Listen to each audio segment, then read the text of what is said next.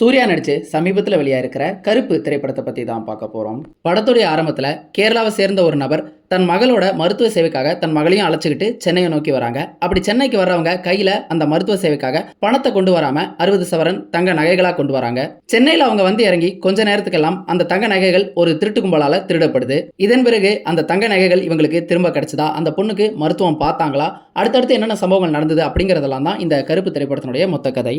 இந்த படத்துடைய அடிப்படை கதை அப்படின்னு எடுத்துக்கிட்டோம்னா, தன்னுடைய செல்வாக்கை பயன்படுத்தி அநியாயத்தை செய்யக்கூடிய ஒரு வில்லன், அந்த ஒரு அநியாயத்தை தட்டி கேட்டு நியாயத்தை நிலைநாட்டக்கூடிய ஒரு கதாநாயகன். இவங்க ரெண்டு பேருக்கும் இடையிலான இந்த மோதல் தான் இந்த படத்தினுடைய மொத்த கதை. இதுக்கு இவங்க தேர்ந்தெடுத்திருக்கக்கூடிய களம் பார்த்தீங்க அப்படின்னா நீதித்துறையை களமா எடுத்திருக்காங்க. நீதியை நிலைநாட்டக்கூடிய அந்த துறையை எப்படி அநீதிக்கு விலை போகுது, அங்க இருக்கக்கூடிய நபர்கள் எல்லாம் எப்படி கரைபடிந்த ஊழல்வாதிகளா இருக்கிறாங்க அப்படிங்கிறதையும் இந்த படத்துல காட்சிப்படுத்திருக்காங்க. இந்த வழக்கமான ஹீரோ வில்லன் கதைக்கு இவங்க சேர்த்திருக்கக்கூடிய அந்த புதுமையான விஷயம் என்ன அப்படின்னா, வழக்கமா கதாநாயகன் தான் அந்த அநீதியை தட்டி கேட்கக்கூடிய நியாயத்தை நிலைநாட்டக்கூடிய நபரா இருப்பாரு. இந்த படத்துல அந்த நாயகனியே கடவுளா ஒரு கதாபாத்திரமா இந்த படத்துக்குள்ள கொண்டு வந்திருக்காங்க.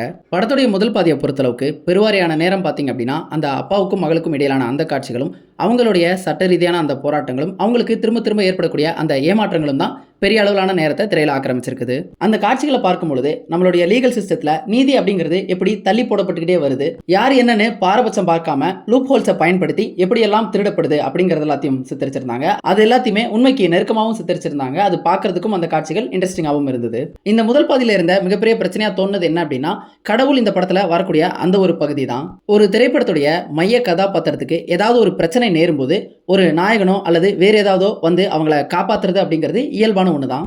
ஆனா அந்த மைய கதாபாத்திரத்தை கதாநாயகன் வந்து காப்பாத்துறதுக்கும் கடவுள் வந்து காப்பாத்துறதுக்கும் ஒரு சில வேறுபாடுகள் இருக்கு. திரைக்கதையில அதை கையாளுறதுலயும் ஒரு சில வேறுபாடுகளை நிச்சயமா காமிச்சே ஆகணும். உதாரணமா ஒரு படத்துல இந்த மைய கதாபாத்திரங்களுக்கு ஒரு பிரச்சனை, அதை கதாநாயகன் வந்து காப்பாத்துறாரு அப்படிங்கும் பொழுது அந்த கதாநாயகன் ஏற்கனவே அந்த படத்துல இருப்பாரு, அவர் புதுசா அப்பதான் தோன்ற போறாரு அப்படிங்கிறது கிடையாது. ஆனா படத்தினுடைய மெயின் கான்ஃபிளிக்ட்ல முக்கிய கதாபாத்திரங்களுக்கு இந்த பிரச்சனை நடக்கும் பொழுது யார் என்னன்னே தெரியாத ஒரு கதாபாத்திரம் அவங்கள காப்பாத்தியே ஆகணும் அப்படிங்கிற பொருட்டுக்கு வந்து காப்பாத்துறாரு அப்படின்னா அது வந்து பார்க்கக்கூடிய பார்வையாளர்களை ஏமாற்றக்கூடிய ஒரு உத்தியா தான் கருதப்படும்.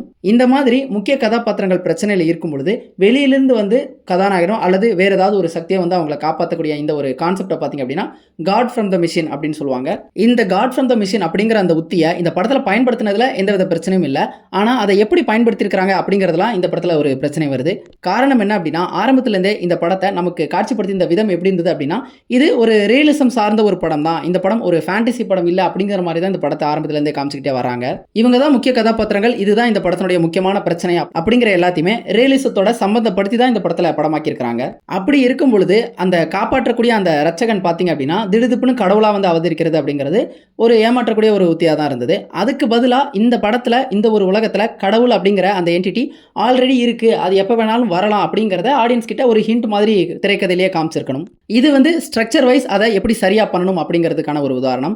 இல்லை இந்த ஒரு ஃபேண்டசி எலமெண்ட்டை நான் சர்ப்ரைஸாக வச்சிருக்கிறேன், இதை முன்னாடியே ஹிண்ட் பண்ண என்னால் முடியாது, நான் அந்த இடத்துல தான் அதை புதுசாக தான் அறிமுகப்படுத்த போகிறேன் அப்படின்னு இவங்க முடிவு பண்ணியிருந்தாங்க அப்படின்னா இந்த திரைக்கதையில் ஸ்ட்ரக்சர் வைஸ் அந்த இடத்த அது கோர்றதுக்கு பதிலாக குறைஞ்சபட்சம் உணர்வுகள் ரீதியாவது அந்த இடத்த அது கோர்ற மாதிரி வச்சிருக்கணும்.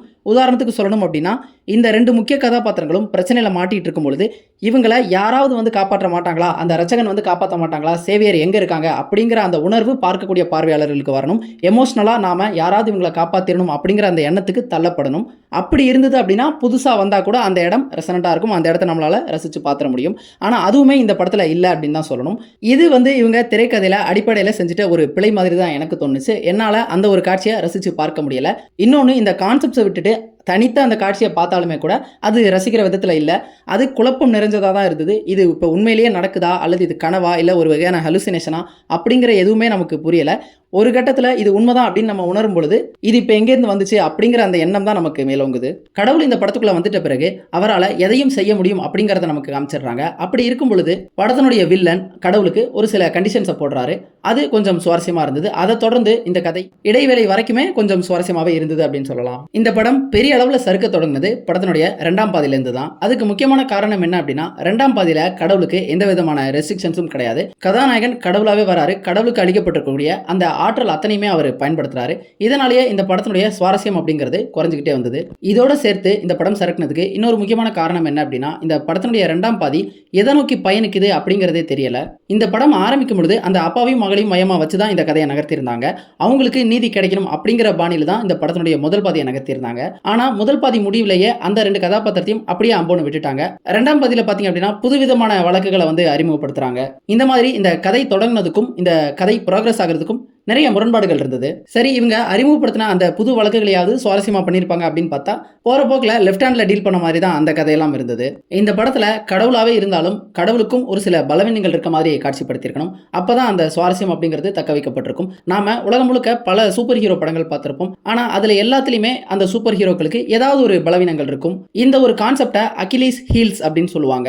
கிரீக் எபிக்கான இலியட் அப்படிங்கிற அந்த ஒரு எபிக்ல இருந்து தான் இந்த ஒரு கான்செப்ட் அப்படிங்கிறது வருது. இந்த இலியட் வேற எதுவும் கிடையாது. இப்போ நம்ம கிறிஸ்டோபர் நோலன் எடுத்துட்டு இருக்க தி ஒடிசி அப்படிங்கிற அந்த ஒரு எப்பிக்கை ஏற்றின ஹோமர் அப்படிங்கிறவர் தான் இந்த ஒரு இலியட் அப்படிங்கிற அந்த எப்பிக்கையும் ஏற்றினாரு. இந்த அகிலீஸ் ஹீல்ஸ் அப்படிங்கிறது என்னன்னா, அந்த இலியட் எப்பிக்ல அகிலீஸ் அப்படிங்கிற ஒரு கதாபாத்திரம் இருக்கும். அவரை எந்த இடத்துல தாக்கினாலும் அவருக்கு எதுவுமே ஆகாது. அதன் விளைவா அவருக்கு சாவும் ஏற்படாது. ஆனா ஒரே ஒரு இடத்துல அவரை தாக்கினா மட்டும் அவருக்கு மரணம் அப்படிங்கிறது ஏற்பட்டுரும். அதுதான் அவருடைய பாதங்கள். இதை தான் அகிலீஸ் ஹீல்ஸ் அப்படின்னு சொல்றாங்க. இந்த காரணத்துக்கு ஒரு பின்கதை இருக்கு. அந்த பின்கதை முழுக்க நான் சொல்லல, அதுல இருக்கக்கூடிய ஒரு சுருக்கத்தை மட்டும் சொல்லிடுறேன். அகிலீஸனுடைய அம்மா தன் மகனுக்கு தீங்கு நேர்ந்துடக்கூடாது, அவனுக்கு மரணம் ஏற்பட்டக்கூடாது அப்படிங்கிறதுக்காக ஒரு விஷயத்த பண்றாங்க. அது என்ன அப்படின்னா, அவங்க வாழ்ந்துட்டு இருக்கக்கூடிய அந்த ஒரு உலகத்துல ஒரு நதி ஒன்று இருக்குது. அந்த நதியில குளிச்சுட்டு வந்தா அந்த நதி நம்ம உடம்புல எல்லா இடத்துலையும் தீண்டுனா அது தீண்டின பகுதிகளில் நமக்கு எங்க தாக்குதல்கள் ஏற்பட்டாலும் நமக்கு எதுவும் ஆகாது அப்படிங்கிறது தான் ஒரு நம்பிக்கை. அந்த காரணத்தினால அகிலீஸனுடைய அம்மா அகிலீஸ் குழந்தையா இருக்கும் பொழுது அந்த நதியில அவனை குளிப்பாட்டி எடுத்துட்டு வருவாங்க.